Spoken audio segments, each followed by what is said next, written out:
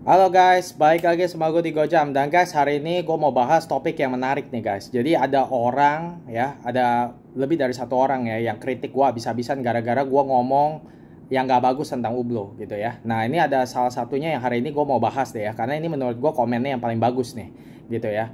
Dan orang ini gue lumayan yakin dia dikit banyak ngerti soal jam gitu. Jadi gue sekaligus jawab, gue juga apa namanya, dan gue rasa kita bisa belajar lah dari video kali ini gitu loh, waktu gue jawab ini orang gitu ya. Nah jadi sedikit cerita ya. Jadi pernah ada satu orang bertanya sama gue, itu Zenith sama Ublo bagus mana. Nah di sana gue jawab gitu loh, kalau secara horologi itu nggak ada lawannya. Itu sebenarnya nggak even apa ya fair untuk bandingin Zenith sama Ublo gitu loh. Secara harga Ublo itu memang jauh lebih mahal daripada Zenith pada umumnya gitu loh. Tapi sebenarnya kalau kita ngomong secara secara nilai horologi gitu ya, Ublo itu tuh sangat-sangat nggak ada apa-apanya dibanding Zenith gitu loh. Nah, di video itu waktu gue jawab orang yang bertanya sama gue tentang Zenith sama Ublo versus Hublot itu mana yang lebih bagus gitu. Ya gue bilang gitu, Zenith itu pembuat otomatis kronograf yang pertama tahun 1969. Bisa bayangin heritage kayak begitu. Nah, sedangkan Ublo baru berdiri tahun 80 gitu loh. Terus dia buat apa gitu loh. Dia banyak buat Ublo Big Bang. Pakai movement cuman ETA, cuman Selita. Tapi charge orang gila-gilaan. Nah, makanya gue serang abis-abisan Ublo. Emang brandnya brand konyol menurut gue itu. Gue nggak sama sekali nggak suka sama brand ini, guys. Gue secara jujur gitu ya. Dan yang gue tahu gitu ya, orang yang benar-benar true watch enthusiast, nggak ada yang suka sama Ublo gitu loh. Nggak ada yang suka Ublo gitu. Yang suka adalah orang-orang yang ya begitu, yang suka gaya gitu loh. Emang karena kan jamnya sendiri gaya sangat loud gitu. Nah tapi hari ini ada satu orang, ini Brian Wright gitu ya, dia menjawab gitu ya. Nah waktu gue bilang Zenith buat salah satu sebab kenapa gue bilang Zenith lebih bagus daripada Ublo, kalau kalian mau lihat videonya ada tuh, kalian boleh masuk ke channel gue dan kalian lihat guys, channel Gojam, dan kalian lihat gitu Zenith versus Ublo gitu ya, dimana gue paparin kenapa menurut gue Zenith itu jauh lebih bagus dibanding Ublo gitu loh. Tapi terus gue salah satu alasannya adalah ya gue bilang Zenith itu udah buat automatic in-house chronograph yang pertama di dunia gitu loh, officially karena sekitar tahun 1969 sebenarnya bukannya Zenith doang yang lagi buat rancang chronograph gitu loh. Breitling juga buat, Seiko juga buat, tapi mereka yang make it official. Jadi mereka yang akhirnya dapat posisi di mana mereka yang pertama buat automatic chronograph gitu loh. Dan chronograph movement mereka itu juga bagus gitu loh. 10 bit, high bit gitu loh. Nah, sedangkan Ublo gua kritik banyak buat chronograph tapi pakai Selita, pakai ETA, tapi charge-nya gila-gilaan gak karu-karuan. Di line Big Bang mereka membuat chronograph tapi charge orang kayak berapa 12.000 Swiss franc. Itu sekitar berapa itu? 12 kali sekitar 180-990 juta. Tapi movementnya cuman ETA 2892 chronograph. Konyol gak itu? Itu konyol atau bukan coba? Nah terus jadi gue bilang yang satu buat in-house automatic chronograph yang pertama tahun 1969. Nah sedangkan si Ublo ini, si merek yang menurut gue nih merek brengsek ini, cuma buat apa? Buat ETA. Buat ETA tapi harganya gila-gilaan kayak begitu. Itu di mana itu? Makanya ini brand dibenci sama banyak orang watch enthusiast. Nah, waktu gue ngomong begitu, nah ini jadi gue sedikit ceritain guys gitu. Nah ini bro Brian Wright ini ngomong komen gitu ya. Nah menurut gue ini komennya bagus gitu ya. Dia bilang, bro kalau mau komen produk research dulu atau asal ngomong, tanda tanya gitu ya. Jadi dia tanya, gue nih research dulu atau asal ngomong gitu. Komen lu gak akurat. Ublo udah buat in-house movement kaliber 1280 di Big Bang Unico. Jadi nggak usah sok watch enthusiast. Oke. Gue jawab ya komennya ini ya bro Brian ya. Oke, pertama-tama gini. Gue kalau komen produk itu research atau enggak? Research. Jawabannya research. Gue nggak sembarangan ngomong. Kalau gue nggak research, dari mana gue bisa tahu itu si Hublot masukin Selita, masukin ETA 2892? Dari mana gue tahu kalau itu bukan, kalau gue bukan research? Gue bahkan lihat harganya. Makanya gue bisa bilang ini brand apa? Brand konyol, brand brengsek, brand tai. Kalau menurut gue tai kucing lah pokoknya. Kenapa? Dia berani charge orang berapa itu? Fusion Classic harga barunya. Gak usah ngomong harga bekas. Itu orang-orang penggemar Hublot yang serang-serang gua, yang ngomong jelek-jelek gitu ya, bilang ala Hublot Hublot kan harganya bisa dibeli, kalau bekas murah lah gitu-gitu. Itu konyol sekali tuh orang yang ngomong begitu. Kalau ngomongin jam bekas, gue juga bisa bandingin sama jam lain yang jam bekas juga gitu loh. Secara sama-sama secara harga juga, yang jam lain juga lebih murah gitu loh. Dan mereka mesinnya juga lebih bagus gitu loh. Paling enggak maksudnya lebih ada modal. Ini mereka charge. Makanya kalau kita ngomong harganya harga baru, jangan ngomong harga bekas. Karena gue nggak suka kalau ngomong harga bekas, itu udah banyak faktor, kondisi lah, gimana gitu, papernya lengkap atau enggak gitu. Gue nggak mau ngomongin hal kayak gitu. Jadi gue ngomongnya harga baru. Kalau kita ngomong harga baru, Hublot tuh charge 8 berapa? Sekitar hampir 110 120 juta. Itu jam isinya cuma Selita. Itu kalau bukan perusahaan brengsek, itu kalian apa itu? Ya makanya nih kalian yang penggemar Hublot ya, yang maki-maki gua gitu ya. Sejak gua buat itu video ya. Nanti gua kalau ada waktu deh, gua sebenarnya agak ngamut sih balas-balasin. Cuman kalau ada waktu nanti gua balasin tuh. Ada salah satu orang yang mulutnya nggak karu-karuan ya. Tapi gua mau tanya nih sama si orang ini gitu. Itu orang kalau perusahaan bisa taruh mesin Selita, dia berani charge 120 juta. Itu perusahaan apa itu? Itu lu mau bela perusahaan seperti itu? Itu bisnis practice-nya aja bisnis tai itu namanya. Itu bisnis brengsek namanya. Dan lu masih mau bela? Lu orang macam apa? Itu gue nggak ngerti. Lu jawab sendiri deh, gitu loh. Nah terus dia masuk ke Big Bang. Dia berani charge sekitar 190 juta.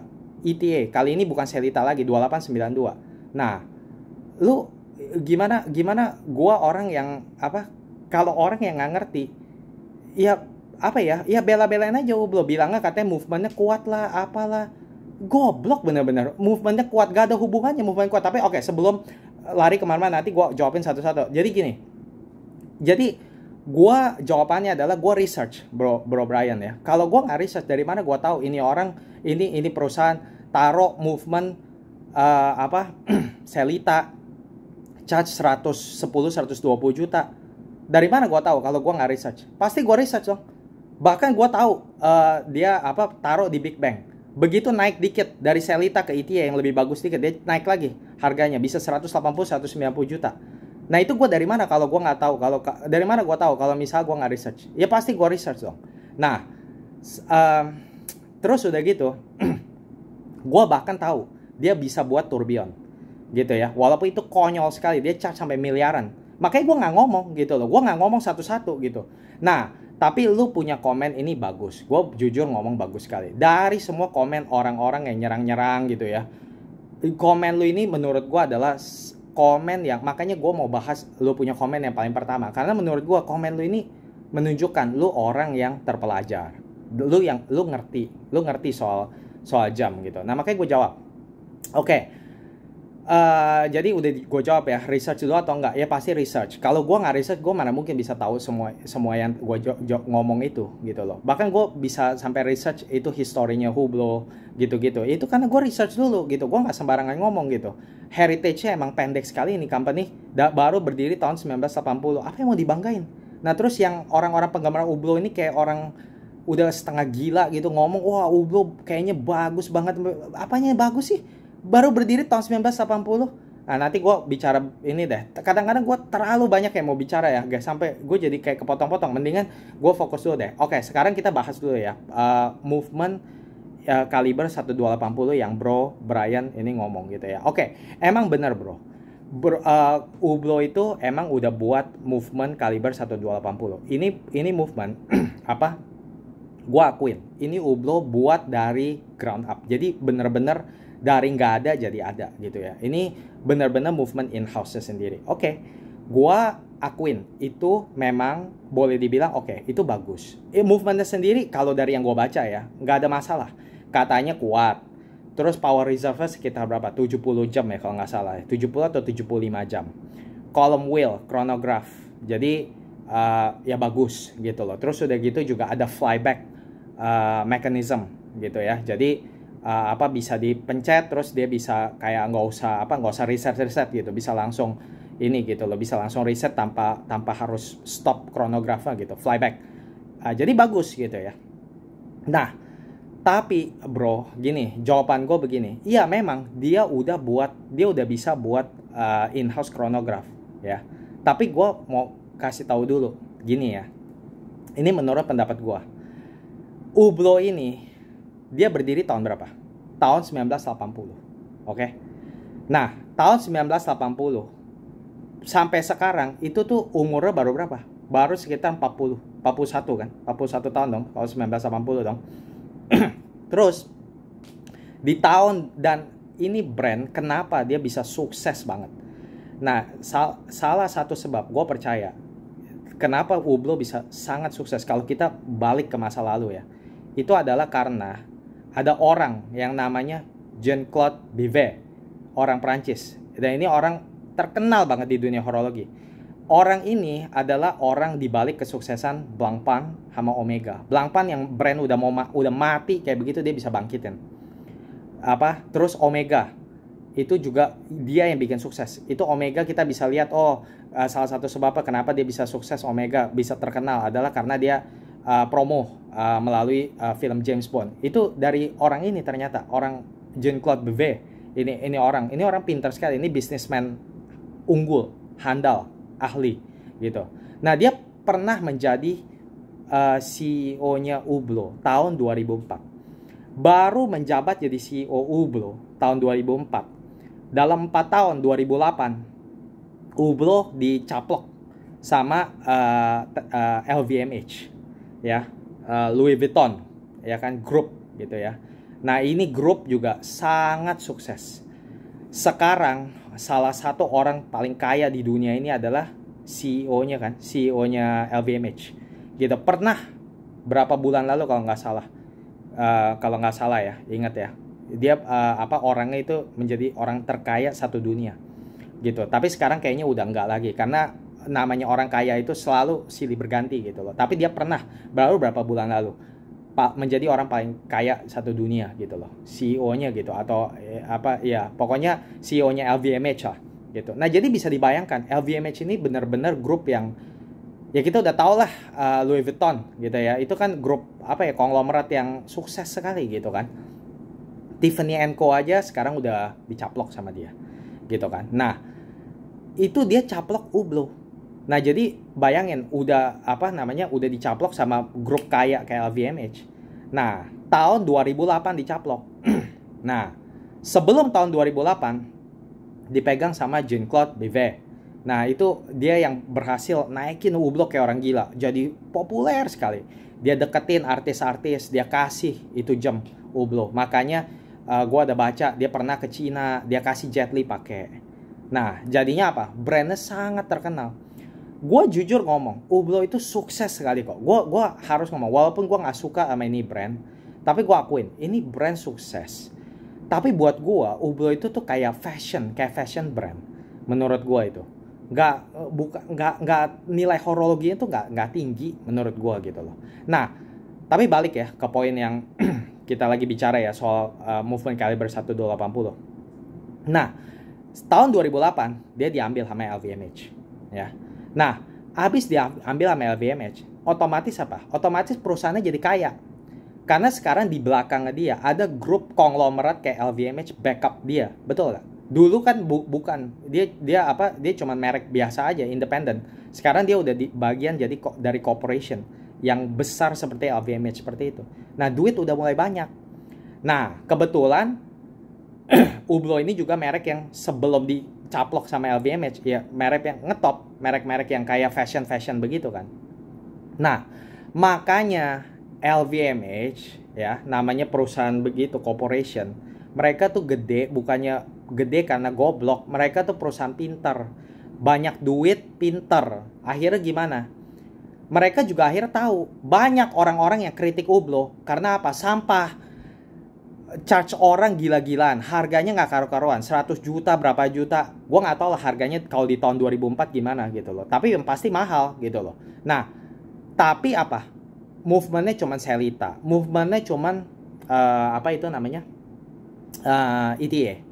Jadinya mereka dalam 2 tahun, bayangin, baru dicaplok sama LVMH, dalam 2 tahun udah bisa bikin apa, movement, apa itu, Uniqlo gitu. Walaupun gue ada baca sih ya, katanya dia caplok perusahaan gitu, dia ada caplok perusahaan movement. Jadi itu juga bukannya bilang dia buat, dia caplok perusahaan yang bisa buat movement gitu loh. Jadi itu bukannya dia bikin itu movement dari benar-benar dia research gimana dia bikin, enggak.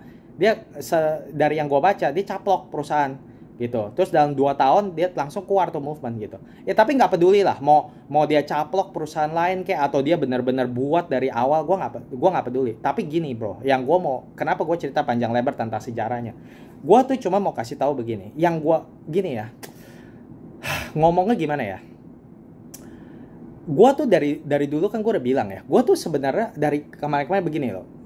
Ini banyak orang salah konsep ya. Gue tuh bukan masalahin ini dia tuh pakai in-house movement atau enggak. Bukan masalah itunya bro. Cuma gue tuh gak seneng sama ini Hublot ini ya. Karena dia tuh bisnis practice-nya tuh brengsek gitu loh kalau menurut gue gitu loh.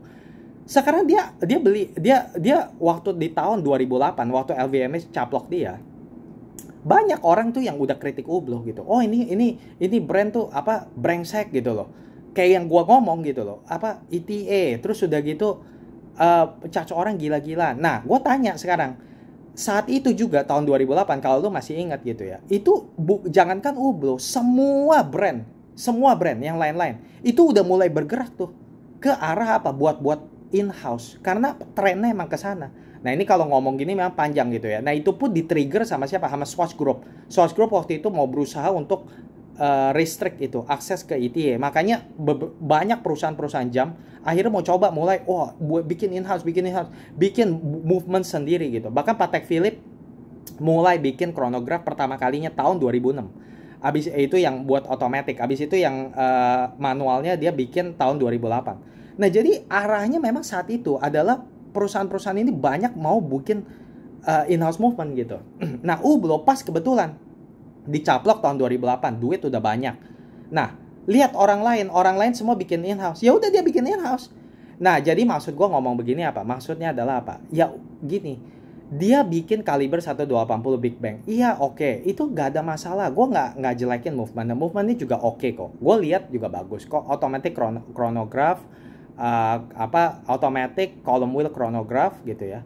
Tapi maksud gua yang punya movement kayak begini nih, column wheel ya, begini flyback, bukan dia doang gitu loh. IWC juga punya. Tahun 2007 IWC juga buat in-house chronograph dari nol. Dan IWC heritage-nya jauh di atas Hublot. Hublot itu sampah, nggak ada achievement apa-apa di belakang itu. Dia tuh jadi, maksud gue ngomong begini gimana ya, Hublot itu bikin in-house movement adalah supaya apa? Lu tahu gak kenapa dia bikin in-house movement? Bukan karena ini perusahaan adalah perusahaan horologi yang benar-benar, bukan horologi sejati, bukan. Mereka bikin begini karena apa? Karena tuh banyak orang kritik-kritik mereka. Charge orang harganya mahal, cuman ETA. Jadi watch mereka tuh demi memenangkan hati-hati ini orang watch enthusiast. Nah, bikinlah begini, chronograph Uniqlo gitu loh. Bilang apa? In-house gitu kan. Nah, itu gitu. Tapi gue mau tanya nih sekarang nih. Nah, ini gue makanya mau kasih tahu nih. Kadang-kadang susah ya bro ya jelasin hal seperti ini ya. Banyak sekali yang gue mau ngomong, tapi gue kadang-kadang mungkin kurang fasih gitu ya. Tapi gue tanya, itu Uniqlo movement yang lu sekarang ngomong, itu tahu gak harganya berapa bro? Gue sekarang lihat ya gue lihat di website, makanya gue kemarin nggak berapa ngomong. Itu harganya adalah paling murah adalah 18.000, sekitar 18.000 franc, Swiss franc. Itu sekitar 270 juta barunya. Gila gak coba? Jadi lu bilang, dia udah punya kaliber 1280. Ya kan, so what gitu loh. Apa ya, terus kenapa gitu loh. Harganya mahal begitu. Harganya 270 juta rupiah secara official. Kalaupun lu mau bilang oh harga bekasnya juga berapa, itu setahu gua harga bekasnya, gue paling males sebenarnya ngomongin soal harga karena gue bukan pedagang. Tapi oke lah, kalau mau ngomong harga bekas, setahu gua harganya berapa, sekitar berapa? Di bawah 200 juta sedikit. Nah itu, dengan uang seperti itu lu bisa beli jam lain ya yang horologinya jauh di atas Hublot, dan lu bakal bayar jauh lebih murah daripada Uniqlo ini. Jadi maksud gue begini loh, iya dia udah bisa bikin movement caliber 1280, tapi harganya itu mahal sekali. Karena kenapa? Sekali lagi, ini memang bukan perusahaan horologi. Dia ini perusahaan yang sangat madut, mata duitan, sangat madut gitu loh. Ya walaupun memang lah secara umum ya, itu namanya perusahaan jam begitu ya. Ini kan namanya jualan luxury gitu ya. Mereka semua tuh memang, nah ini mungkin nanti gue juga bakal ngomong lah buat video di kedepannya gitu ya. Dimana gue juga ngerasa makin lama ya, ini hobi-hobi jam begini ya, makin lama tuh sangat kental sama materialisme gitu loh. Jadi udah kesenangan untuk mengagumi artnya horologi gitu ya, udah makin kurang. Karena sekarang udah diisi sama orang-orang yang cuman demi gengsi, demi duit, demi pamer harta gitu ya. Semua jadi muter-muternya tuh di bagian begitu aja gitu loh. Udah nggak ada hubungan lagi sama hobi-hobi jam, hobi horologi begitu loh. Nggak ada gitu loh. Semua cuman mikirinnya gengsi, investasi, untung dari jam gitu ya. Aduh, gue udah muak gitu loh sama hobi ini kalau udah diisinya sama hal-hal seperti itu gitu loh. Nah tapi maksud gue ngomong gini loh, itu movement kaliber 1280, iya itu gak ada masalah movement itu. Tapi itu movement bro, itu mereka buat karena apa? Karena mereka tuh saat itu udah baru dicaplok sama LVMH. Duit ada, resources ada. Terus akhirnya apa? Orang-orang kritik. Orang kritik, oh ini movement perusahaan brengsek, perusahaan cuma bikin fashion watch gitu kan. Jadi market mereka cuma di grup berdasarkan orang-orang yang mau pamer-pamer aja, mejeng-mejeng gitu kan. Nah, mereka akhirnya mau coba menangin hati-hati orang yang ngerti jam, yang suka jam gitu loh. Makanya mereka bikin ini in-house movement. Dan kebetulan arahnya pada saat itu sekitar tahun segituan, itu semua orang udah mulai rame-rame bikin in-house movement gitu loh. IWC keluar in-house chronograph tahun 2007, Patek Philippe 2006, Omega itu sekitar tahun 2013 kalau nggak salah mereka keluarin Omega kaliber 9300 ya kan. Nah jadi gue kalau perhatiin ini berdasarkan analisa gue, itu semua orang emang saat itu arahnya ke sana gitu. Mereka tuh pengen buat movement in-house gitu loh. Nah jadi si Hublot ini kayak iya udah bagian dari LVMH. Nah mereka pengen nggak mau dianggap sebagai brand fashion, jadinya apa, buat kaliber 1280. Tapi begitu buat kaliber 1280 tetap brengsek. Kenapa? Charge orang nggak karu-karuan. Charge berapa? Itu yang tadi gue bilang 270 juta. Nah jadi ngerti maksud gue. Nah ini yang sebabnya kenapa. Jadi gini, maksud gue intinya adalah gue tuh bukan hina Hublot karena dia nggak bisa buat in-house movement. Bukan. Gue nggak peduli dia buat in-house movement. Gue tuh bencinya sama Hublot adalah business practice-nya tuh sangat mata duitan.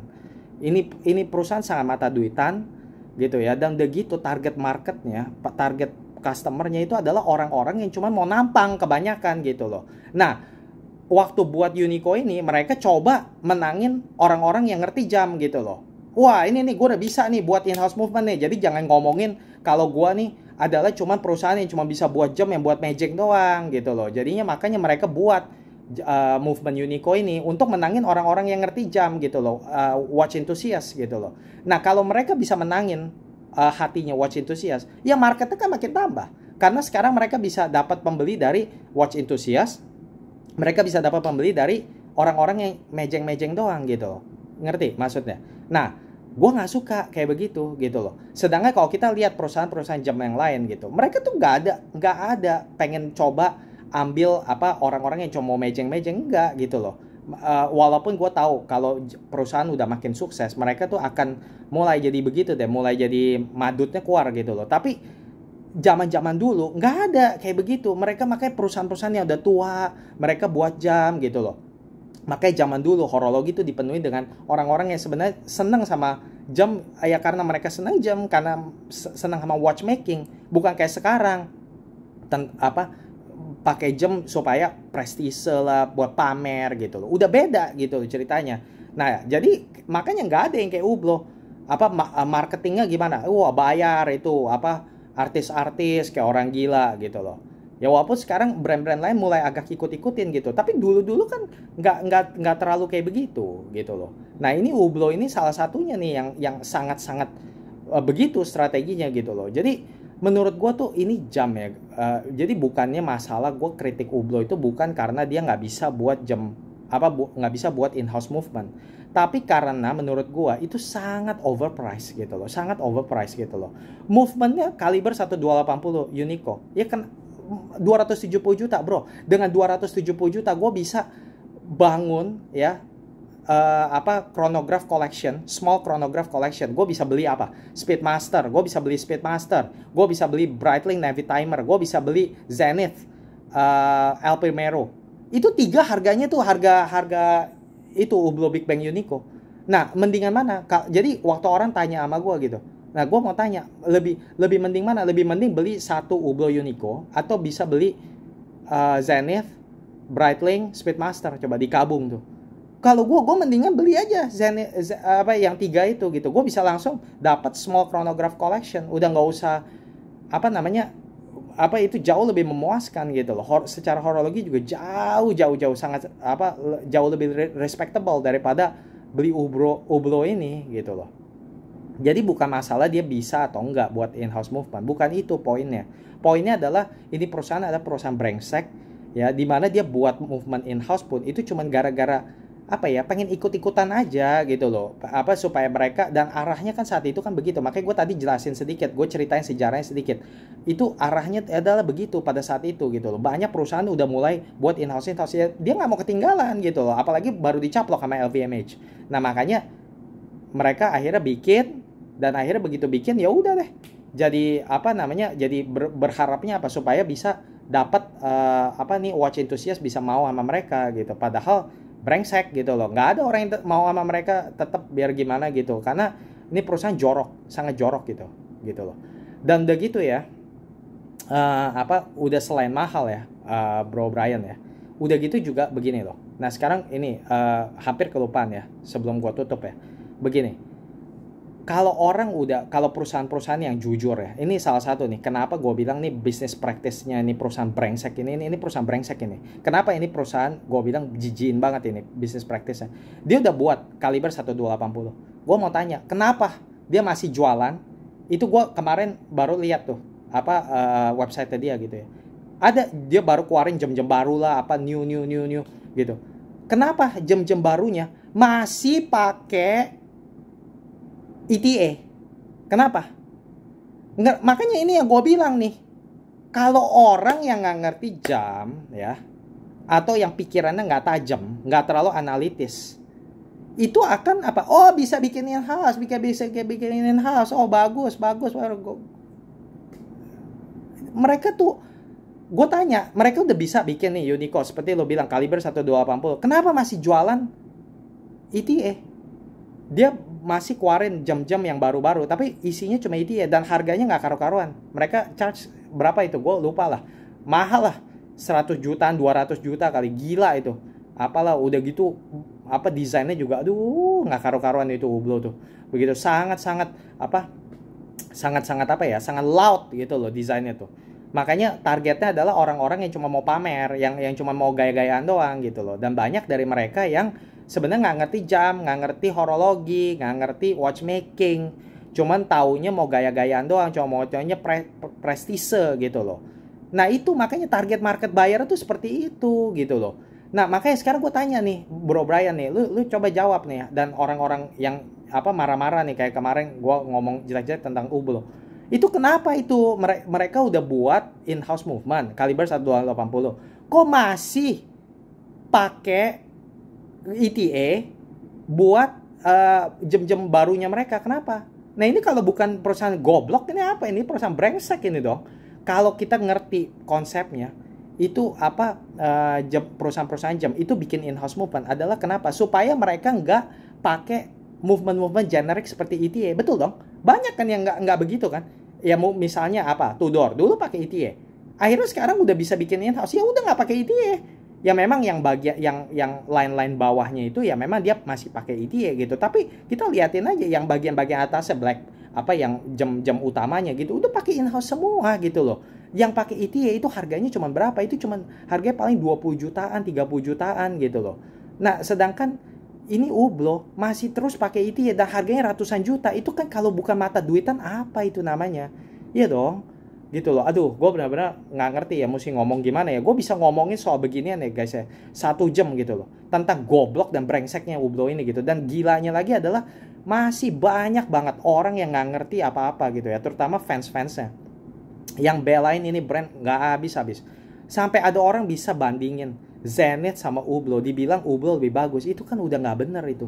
Nah makanya itu sebab kenapa gue keras banget ngomong, karena kenapa, karena gue nggak mau orang yang baru masuk ke dunia ini akhirnya punya persepsi yang salah, konsep yang salah. Dipikir apa? Oh, jam kalau lebih mahal lebih bagus. Karena banyak guys konsep-konsep di luar sana yang sangat salah gitu loh. Dan gue makanya akan terus buat video di kedepannya, gue bakal ngomong lebih banyak nih soal ini, soal itu, soal ini, supaya orang tuh jadi konsepnya bener gitu loh. Orang bisa bandingin Ublo sama Zenith ya, dan bilang Zenith itu di bawah Ublo, itu orang udah nggak bener, itu udah salah, sangat salah itu konsepnya gitu loh. Bagaimana bisa bandingin perusahaan yang tua seperti Zenith yang bisa buat automatic chronograph pertama yang sampai sekarang aja nggak ada setahu gua perusahaan buat chronograph dan pakai high beat, dan apa dia salah satu yang bisa gitu, dan begitu masih bisa dibandingin sama Ublo itu kan, dan begitu bilang katanya Ublo lebih bagus, itu kan udah nggak bener gitu loh, itu sangat nggak bener gitu. Jadi udah nggak peduli sama watchmaking, tapi lebih lihat kualitas berdasarkan harga, dan itu salah, itu ide yang sangat salah gitu loh. Jadi gini ya, gue ringkas ya sebelum gue tutup ya, ini agak panjang ya guys ya videonya, dan gue nggak ngerti nih apa gue ngomong begini panjang, apakah orang dengerin atau yang dengerin ngerti atau enggak gitu ya. Tapi secara ringkas aja deh sebelum gue tutup gitu ya. Jadi gini, gue bilang gue benci sama Ublo ya, nanti gue bakal buat lagi video ya tentang ini ya. Tapi secara ringkas, gue benci sama Ublo apa? Gue benci banget sama bisnis practice-nya mereka. Ini perusahaan sangat mata duitan, dan ini bukan perusahaan horologi, tapi laganya mau kayak horologi. Dan mereka tuh sebenarnya buat gue secara pribadi, mereka tuh lebih ke fashion brand. Mereka tuh bukan perusahaan horologi yang respectable, yang bisa dihormatin. Mereka tuh cuman sok gaya-gayaan. Kayaknya perusahaan horologi gitu, pengen menangin hati watch enthusiast sejati gitu. Tapi menurut gua enggak. Ini lebih ke perusahaan fashion brand kalau menurut gua gitu loh. Dan mereka, kenapa gue benci Hublot? Bukan gara-gara mereka nggak bisa buat in-house movement. Mereka bisa buat in-house movement, dan mereka buat in-house movement hanya karena, bukan karena seperti perusahaan lain. Nah ini makanya kenapa gue benci. Kenapa? Bukan karena perusahaan lain. Perusahaan lain mereka buat in-house movement karena mereka mau berkreasi, karena ada sejarahnya ya. Tapi lebih tepatnya mereka berkreasi lah, gitu. Memang mereka ikutin tren, gitu loh. Tapi mereka begitu udah dapat in-house movement, ya mereka udah nggak pakai lagi tuh movement generic. Kita lihat Patek Philippe udah bisa buat in-house movement, ya mereka udah nggak pakai Lemania lagi, udah nggak pakai lagi mesin-mesin apa Jaeger-LeCoultre gitu. Nah tapi kenapa ini terus Vacheron dulu pakai Jaeger-LeCoultre punya movement, akhirnya udah bikin in-house movement, ya udah nggak pakai lagi, nggak pakai movement itu movement dari orang lain punya gitu loh.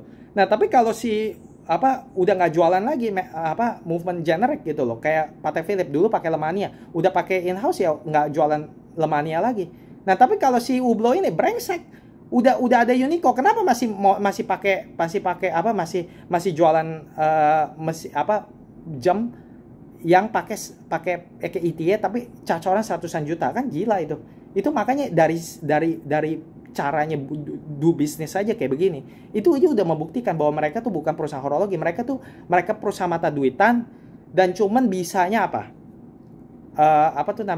ikut-ikutan horologi, padahal fashion brand gitu loh, gila duit gitu loh. Nah kalau mereka benar-benar adalah perusahaan horologi sejati gitu, udah bikin Uniqlo, ya udah jualan dong Uniqlo terus dong, kenapa masih jualan ETA? Goblok banget itu benar-benar. Nah makanya, dan kalian yang masih yang terlalu mengidolakan Hublot, saking idolain sampai otak akal sehat semua udah mati, tau gak? Nah makanya ini sebabnya kenapa gue harus ngomong gamblang seperti ini, supaya kalian yang udah disesatkan jangan sampai disesatkan lebih jauh lagi. Apalagi, tapi kalau misalnya kalian masih nggak mau dengar ya silahkan lah, terserah, biarin aja gitu, itu bukan urusan gue. Tapi gue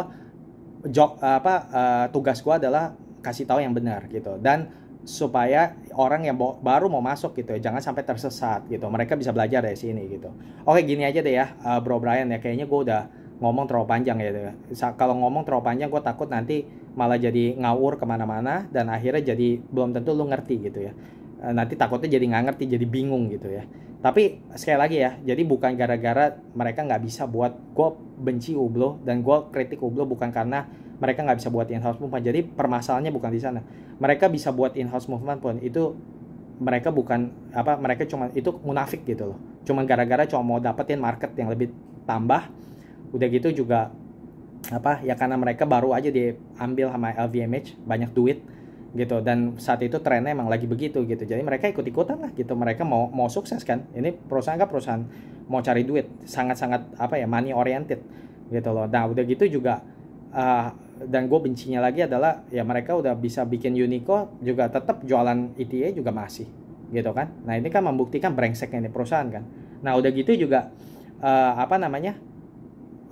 ini movement juga, walaupun yang nggak bilang jelek gitu, tapi kalau mau bandingin di luar sana banyak kok juga yang sama kayak begini dan bagus gitu loh, sama bagusnya. Dan movementnya IWC yang kaliber berapa itu, 89 berapa itu, yang in-house movementnya mereka itu juga ada flyback gitu loh, dan jauh lebih murah daripada Hublot Uniqlo gitu loh.